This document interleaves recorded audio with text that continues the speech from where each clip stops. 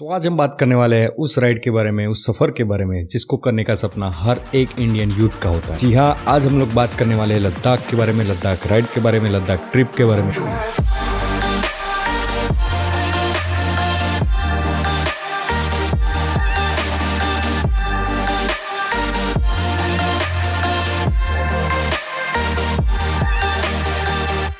Video शुरू करने से पहले मैं एक चीज़ यहाँ पर क्लियर कर दूं कि देखो, ये कोई भी ट्रैवल गाइड नहीं है लद्दाख के बारे में। मतलब अगर आप लद्दाख जाना चाहते हो तो कितने दिन का टूर रहेगा, कितने खर्चा आएगा, कहाँ पर पेट्रोल पंप्स मिलेंगे, क्या आइटिनरी रहेगी, ऐसा कुछ इस वीडियो में हम लोग नहीं बताने वाले। एक्चुअली टाइटल और थंबनेल देख के आप समझ गए होंगे कि ये स्पेशली टूरिस्ट प्लेसेस के ऊपर वीडियो है। मतलब अगर आप लद्दाख जाना चाहते हो तो कौन से ऐसे प्लेसेस जिसको आपको विजिट करना ही करना है, उसके बारे में हम इस वीडियो में बताने वाले हैं। So make sure you watch the video till the end, बहुत मजा आएगा आपको। ऑलराइट, हमारी लिस्ट में नंबर 1 पर है मनाली टू लेह हाईवे। जी हाँ, मनाली लेह हाईवे के बीच में बहुत ही खूबसूरत से प्लेसेस है, बहुत से अच्छे टूरिस्ट स्पॉट है। तो इसीलिए मैंने पूरे हाईवे को ही कंसिडर कर लिया, क्योंकि देखो यार, एक एक बताने जाऊंगा तो मनाली लेह हाईवे पे ही 10 हो जाएंगे। तो इसीलिए पूरे हाईवे को मैंने एक साथ कंसिडर कर लिया और मैं आपको बताने वाला हूँ कि वहाँ पर आपको क्या क्या देखने को मिलेगा और वहाँ पर आप कैसे जा सकते हो। तो सबसे पहले डिटेल्स की बात करें तो देखो, मनाली से लेह का जो डिस्टेंस है वो 420 किलोमीटर के आसपास है। कुछ लोग इसको एक दिन में कवर करते हैं और कुछ लोग इसको 3 से 4 दिन में कवर करते हैं। और देखो, हमारी बात करें तो हम ये सफर 3 दिन में कवर करते हैं। अभी इसके पीछे का रीजन मैं आपको बताता हूँ। तो देखो, करने को तो हम भी एक दिन में 420 किलोमीटर का डिस्टेंस आराम से कवर कर सकते हैं। सुबह निकल जाएंगे, रात को पहुंच जाएंगे। लेकिन उससे होगा क्या कि मनाली एक हाई एल्टीट्यूड पे बना हुआ मतलब हिल स्टेशन हिमाचल प्रदेश का, हम सबको पता है। लेकिन लेह लद्दाख का जो रीजन है वो और हाइट पे बना हुआ है। तो अगर आप मनाली से चलोगे एक ही दिन में लेह पहुंच जाओगे तो आपकी बॉडी अच्छे से एक्लेमेटाइज नहीं हो पाएगी। और हाई एल्टीट्यूड की वजह से क्या होगा कि आपको एएमएस होने के बहुत ही ज्यादा चांसेस हो जाएंगे। सर ऐसे घूम रहा है ऐसे। AMS means acute mountain sickness. मतलब क्या होता है कि सडन आपकी हाइट बढ़ती है ना, एल्टीट्यूड बढ़ता है, तो उसकी वजह से आपको चक्कर आएंगे, वॉमिटिंग होगी। और एएमएस होते ही क्या होगा कि आपकी पूरी ट्रिप बिगड़ जाएगी, आपको मजा नहीं आएगा। तो इसीलिए आपकी बॉडी अच्छे से एक्लेमेटाइज हो, इसीलिए आपको 3 दिन में ये सफर करना है। कम से कम 2 दिन में तो करना ही करना है। अभी देखो, आप लोगों को थोड़ा और गाइड कर देता हूँ, आप हमारी तरफ भी कर सकते हो। मनाली से आप चलोगे ना तो पहला स्टे अपना केलोंग में रख सकते हो या फिर जिस्पा में रख सकते हो। उसके बाद दूसरा नाइट स्टे अपना सरचू में रख सकते हो। और तीसरा नाइट स्टे मतलब तीसरे दिन आप पहुंच जाओगे लेह, तो तीसरा नाइट स्टे आपका लेह में रहेगा। अभी देखो, मैंने इस रूट के बारे में आपको थोड़ा गाइड कर दिया। अभी इसके प्लेसेस के बारे में बात करते हैं कि भाई साहब इसको हमने नंबर 1 पे क्यों रखा है। तो देखो, मनाली से लेह जाते जाते आपको रास्ते में बहुत ही खूबसूरत प्लेसेस देखने को मिलेंगे, जैसे कि घाटा लूप्स हो गया। मतलब ऐसे हेयरपिन बैंड है, 23 ऐसे हेयरपिन बैंड है। जैसे आप ऊपर जाओगे ना, नीचे से ऐसे ऐसे ऐसे ऐसे करके ऊपर जाओगे, बहुत ही खूबसूरत से रोड है। उसके आगे पांग के आगे आएगा मुरे प्लेन्स। पर्सनली मेरी सबसे फेवरेट जगह, मतलब भाई साहब पहाड़ों के बीच में खुला सा एक मैदान है और उसके बीच में आप चल रहे हो, बहुत ही खूबसूरत प्लेस। उसके अलावा पासिस की बात करें तो 4 से 5 अलग अलग बहुत ही हाई एल्टीट्यूड पासिस आपके रास्ते में आने वाले हैं। बारालातला पास हो गया, नकीला पास हो गया, तांगलांगला पास हो गया, लाचुंगला हो गया। तो बहुत ही खूबसूरत आपका ये सफर रहने वाला है। तो अगर आप लद्दाख का प्लानिंग कर रहे हो तो मैं रेकमेंड करूंगा, जोर दूंगा कि आप मनाली से लेह वाला हाईवे तो जरूर करें, डेफिनेटली करें। उसके बिना आपकी लद्दाख की ट्रिप मेरे हिसाब से अधूरी है। हमारे लिस्ट पे नंबर 2 पर है हम सबकी पसंदीदा लेक पैंगोंग लेक। अभी देखो, सोशल मीडिया की वजह से आप सबको पता होगा कि पैंगोंग लेक क्या है, कितनी खूबसूरत है। आप सब लोगों ने वीडियोस में, रील्स में उसको देखा ही होगा। और पैंगोंग लेक इतनी खूबसूरत है, बहुत सारी मूवीज की शूटिंग वहां पर ऑलरेडी हो चुकी है। लेकिन सबसे ज्यादा पैंगोंग लेक की खूबसूरती को जिस मूवी ने बाहर निकाला तो वो है 3 इडियट्स। जी हाँ, 3 इडियट का जो एंडिंग सीन है वो पूरा का पूरा पैंगोंग लेक पे ही शूट हुआ है। वही पैंगोंग लेक है, बहुत ही खूबसूरत नीला पानी, हर तरफ पहाड़ी पहाड़, बहुत ही खूबसूरत लोकेशन। देखो, पैंगोंग लेक के डिस्टेंस की बात करें तो लेह से अगर आप चलोगे तो 155 किलोमीटर के आसपास का डिस्टेंस रहेगा आपका। और अगर आप हमारी तरफ पूरा एक सर्किट हर बार कंप्लीट करते हो लद्दाख का, तो सबसे पहले आप लेह से नुब्रा वैली जाओगे, तो नुब्रा वैली खत्म करके नुब्रा वैली घूम के आप डायरेक्टली वहां से भी पैंगोंग लेक जा सकते हो। आपको ले आने की वापस जरूरत नहीं है। वहां से मतलब नुब्रा वैली से पैंगोंग लेक का जो डिस्टेंस है वो तकरीबन 160 किलोमीटर के आसपास का रहता है। अभी देखो, पैंगोंग लेक आप लेह से जाओगे या फिर नुब्रा वैली से जाओगे, ऑलमोस्ट आपका इक्वली डिस्टेंस रहेगा। लेकिन रोड कंडीशन की बात करें तो लेह वाला जो रूट है, मतलब लेह से पैंगोंग लेक डायरेक्टली जाओगे तो वो रूट थोड़ा अच्छा है in compare with Nubra valley वाला। और वहां पर स्टे ऑप्शन की बात करें तो वहां पर बिल्कुल लेक के किनारे पर ही स्पांगमी, मान, मेराक ऐसे छोटे छोटे गांव बने हुए हैं। वहां पर आप होम स्टे में अपना स्टे ले सकते हो और इन खूबसूरत नजारों को एंजॉय कर सकते हो। ऑलराइट, नंबर 3 की बात करें तो नंबर 3 पर है लेह सिटी, लेह शहर। तो देखो यार, ले सिटी अपने आप में ही एक खूबसूरत सा शहर है, खूबसूरत से मतलब टूरिस्ट प्लेस से भरा हुआ शहर है।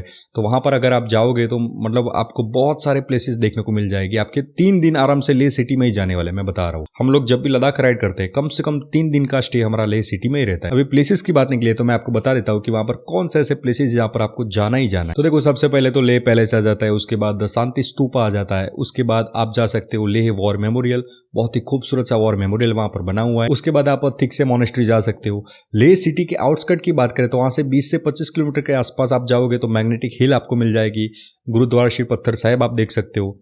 तो बहुत सारे प्लेसेस है, बहुत सी खूबसूरत सी जगह है। और देखो यार, मैंने जितनी बताई उससे बहुत सारी है। और इन सारे प्लेसेस को पूरे दिन भर में घूमने के बाद अपनी शाम आप ले मेन रोड पे बिताओगे, ले मॉल रोड पे बिताओगे, जो कि अगेन अपने आप में ही बहुत खूबसूरत मॉल रोड है, जहां पर जाके आप कुछ खाना पीना खा सकते हो, शॉपिंग कर सकते हो और भी बहुत सारी एक्टिविटीज है। और उसके अलावा देखो यार, बहुत सारे ऐसे टूरिस्ट होते हैं, ट्रैवलर होते हैं, राइडर्स होते हैं जो अपना खुद का व्हीकल लेके राइड नहीं करते, मतलब पब्लिक ट्रांसपोर्ट से वो ले पहुंच जाते हैं और उसके बाद वहां पर जाके रेंटल बाइक्स ले लेते हैं, रेंटल व्हीकल ले लेते हैं और उसके बाद अपने लद्दाख की जो सर्किट है वो कंप्लीट करते हैं। तो लेह में आपको बहुत सारी बाइक रेंटल शॉप्स मिल जाएंगी, कैफेज मिल जाएंगे, रेस्टोरेंट्स मिल जाएंगे।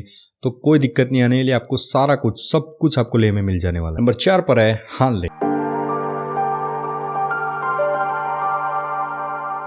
अब देखो, हान ले के बारे में कुछ भी कहने से पहले मैं एक चीज क्लियर करना चाहूंगा कि देखो यार, ये बहुत ही ज्यादा अंडररेटेड जगह है, बहुत ही ज्यादा अंडररेटेड जगह है। मतलब उमलिंगला पास जब से ओपन हुआ है ना, तब से ही लोग हान ले जा रहे हैं। अभी भी बहुत ही कम टूरिस्ट हान ले जा रहे हैं, मतलब जो भी लद्दाख राइड करते हैं ना, हान ले बहुत ही कम जाते हैं। लेकिन देखो यार, मैंने नंबर 4 पे इसलिए रखा है कि बहुत ही खूबसूरत जगह है। और स्पेशली अगर आप हान ले जा रहे हो ना, तो हान ले तक की जो रोड है, जो रूट्स है, वो तो भाई नेक्स्ट लेवल है। मतलब पूरे लद्दाख में आपको ऐसे सीनरी कहीं देखने को नहीं मिलेगी जो आपको हान ले के रोड पे देखने को मिलेगी। बहुत ही खूबसूरत रास्ते। अब देखो, हान ले के रूट की बात करें, रास्ते की बात करें, तो देखो आप लेह से भी हान ले जा सकते हो। अदरवाइज आप जैसे कि मैंने बताया कि सर्किट कर रहे हो, नुब्रा से आप जाओगे पैंगोंग, तो पैंगोंग से भी आप डायरेक्टली हान ले आ सकते हो। तो अगर आप लेह से डायरेक्टली हान ले आना चाहते हो ना, तो आप वाया माहे न्यूमा होते हुए हान ले पहुंच सकते हो, जिसका डिस्टेंस अराउंड 250 किलोमीटर के आसपास है। और उसके लिए आपको कम से कम 10 से 11 घंटे लगने वाले, क्योंकि रोड कंडीशन हर जगह पे उतनी अच्छी नहीं है, आपको ऑफ पैचेस मिलेंगे। और जैसे कि मैंने पहले बताया कि भाई साहब, रोड इतने खूबसूरत है, इतने खूबसूरत है कि आपको हर जगह पे ऐसा होगा कि भाई साहब थोड़ा रुके, फोटो खींचे, वीडियो शूट करे, ये वो, तो उसकी वजह से आपको टाइम लगने ही वाला है। और दूसरा रास्ता, जैसे कि मैंने बताया कि अगर आप सर्किट कर रहे हो तो आप पैंगोंग से भी हान ले आ सकते हो, जिसका डिस्टेंस अराउंड 170 किलोमीटर के आसपास है। और देखो, इसके कुछ टूरिस्ट प्लेसेस की बात करें तो जैसे कि मैंने पहले ही बताया कि भाई साहब, Umlingla pass highest motorable road in the world, तो वो भी आपको हान ले में आना पड़ेगा, हान ले में स्टे लेना पड़ेगा और हान ले से आप उसको विजिट करोगे। उसके बाद आप हान ले मोनेस्ट्री को विजिट करने जा सकते हो। और highest observatory in the world, मतलब आप देखा होगा कि तारों वारों को देखने के लिए, मिल्की वे गैलेक्सी को देखने के लिए नाइट में जो ऑब्जर्वेटरी होती है ना, तो पूरे वर्ल्ड की हाईएस्ट ऑब्जर्वेटरी हान ले में बनी हुई है, जिसको आप विजिट कर सकते हो और तारों और मिल्की वे गैलेक्सी को देखने का एक अलग ही एक्सपीरियंस ले सकते हो। ऑलराइट, नंबर 5 पर है उमलिंगला पास। तो जैसे कि मैंने पहले ही बताया कि अगर आपको उमलिंगला पास विजिट करना है तो आपको हान ले आना ही पड़ेगा। मतलब ऐसा नहीं कि कंपलसरी है, लेकिन आप हान ले में आओगे, हान ले में नाइट स्टे लोगे, तो आपको बहुत ही इजी हो जाएगा। हान ले के प्लेसेस भी कवर हो जाएंगे और उमलिंगला पास भी कवर हो जाएगा। अभी उमलिंगला पास के बारे में थोड़ी सी इन्फॉर्मेशन की बात करें तो 19,024 फीट की हाइट पे यह पास बना हुआ है, मतलब highest motorable road in the world. तो यहाँ पर अगर आप जाओगे ना, तो भाई साहब मतलब अलग ही लेवल का आपका एक्सपीरियंस रहने वाला है, टॉप ऑफ द वर्ल्ड। और उमलिंगला पास के रास्ते में एक आपको बोर्ड दिखेगा, higher than Everest base camp, मतलब माउंट एवरेस्ट का जो बेस कैंप है उससे भी ऊंचा ये पास बना हुआ है। तो एक अलग ही फील है, एक अलग ही एक्सपीरियंस है और यहां पर जाके फोटो खिंचवाना तो डेफिनेटली बनता है। ऑलराइट, नंबर 6 पर है कारगिल वॉर मेमोरियल।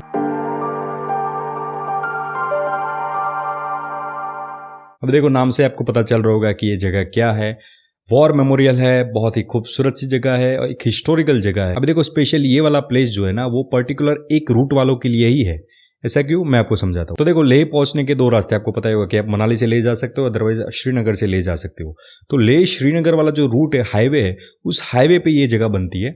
और लेह से डिस्टेंस की बात करें तो भाई साहब 260 किलोमीटर के आसपास इसका डिस्टेंस है लेह से। तो अगर आप लेह श्रीनगर वाले हाईवे पे ट्रैवल कर रहे हो तो ही आप इस जगह को विजिट कर सकते हो। अदरवाइज मैं नहीं समझता कि कोई स्पेशली लेह से कारगिल वॉर मेमोरियल को देखने के लिए 260 किलोमीटर जाएगा और वापस आएगा। अब देखो, इसके कुछ इन्फॉर्मेशन की बात करें, स्टोरी की बात करें, तो आपको पता ही होगा कि 1999 में पाकिस्तान ने कारगिल के आसपास में जो टाइगर हिल है उसको कैप्चर कर लिया था और वो चाहता था कि लेह श्रीनगर जो हाईवे है वो कट हो जाए, मतलब इंडिया की जो कनेक्टिविटी है वो टूट जाए। तो उसी के रिप्लाई में, उसी के जवाब में हमारे इंडियन आर्मी ने ऑपरेशन विजय लॉन्च किया और उसके बाद 1999 में आपने मतलब वो शेरशाह मूवी देखी होगी कि कैप्टन विक्रम बत्रा ने अपनी टीम के साथ उस टाइगर हिल को वापस से कैप्चर किया इंडिया के लिए और उसको बचा लिया। और उस दौरान हमारे कैप्टन विक्रम बत्रा और उनके साथ जितने भी हमारे जवान शहीद हुए थे उनकी याद में, उनके सम्मान में इस वॉर मेमोरियल को बनाया गया है। और देखो यार, एडिशन में एक चीज बोलना चाहूंगा कि यहाँ पर मतलब जितने भी वॉर मेमोरियल है ना लद्दाख में, कारगिल हो गया, अपना लेह वॉर मेमोरियल हो गया, उसके आगे आप नुब्रा वैली जाओगे तो शोक वॉर मेमोरियल आएगा।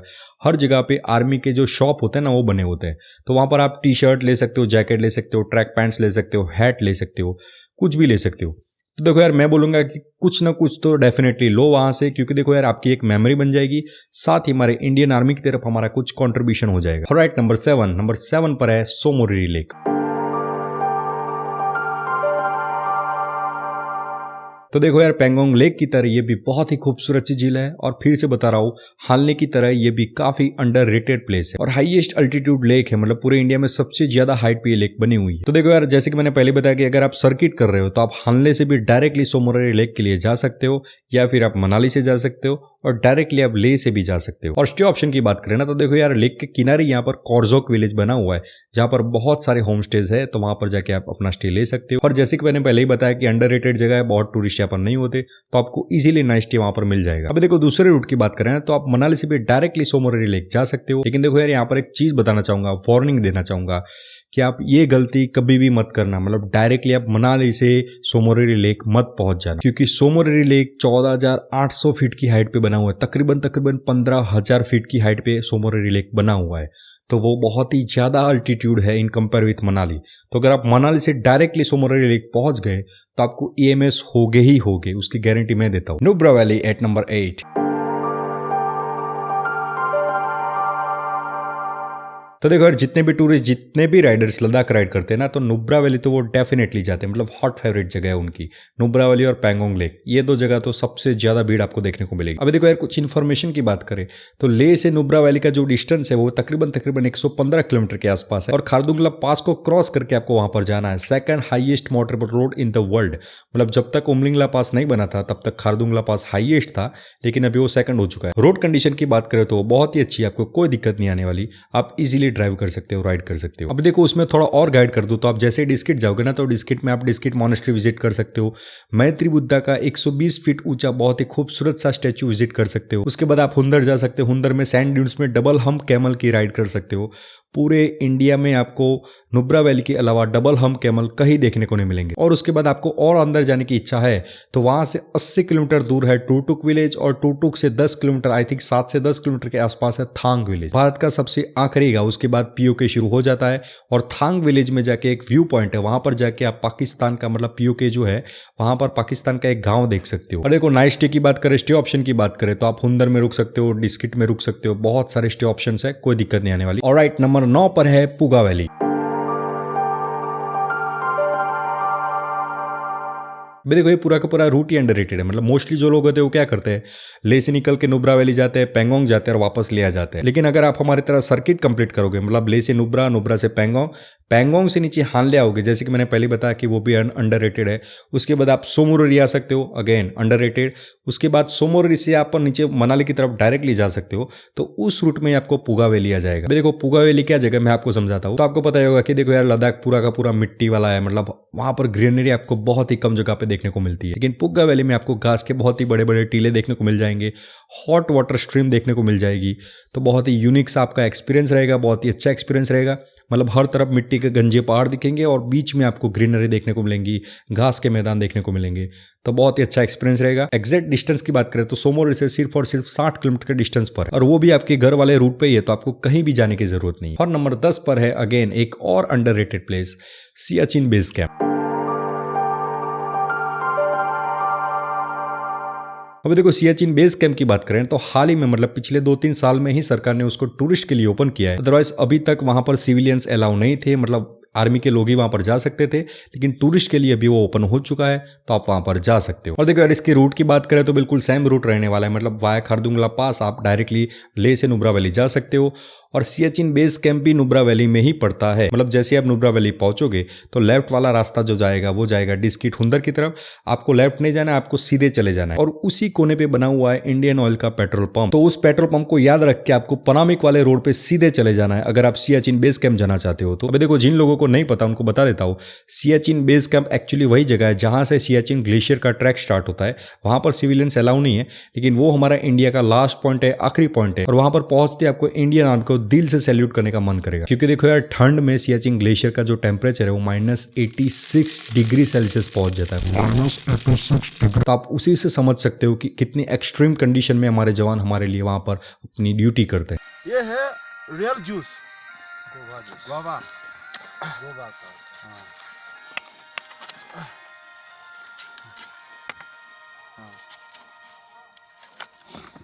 ये है, ये हमारा ऐसे करके पतीला का अंदर में डाल के गर्म करके पीना पड़ता है। एक बस हमारे से भी नहीं। ऑलराइट, यही थी सारी जगह, सारे पॉइंट, सारे लोकेशन जहाँ पर आप जा सकते हो, लद्दाख में घूम सकते हो।